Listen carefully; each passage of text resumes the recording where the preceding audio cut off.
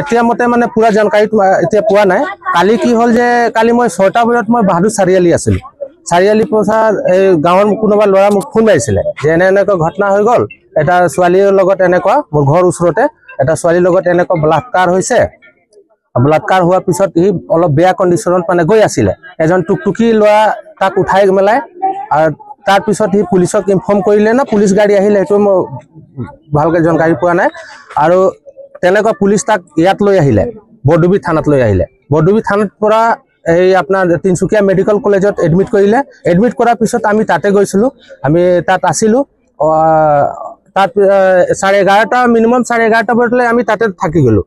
থকাৰ পিছত আকৌ ৰিপৰ্ট কিবা কৰিলে, কৰাৰ পিছত আকৌ গাড়ীত বহালে পুলিচ আৰু ইয়াত আকৌ বৰডুবি থানাত লৈ আহিলে। আমি তাৰ পৰা আকৌ ইয়াত আহিলোঁ। অহাৰ পিছত বহুত দেৰমান আমি ৰখিলোঁ, একোৱে কোনো ৰিজাল্ট ইয়াৰ পৰা আমি পোৱা নাই।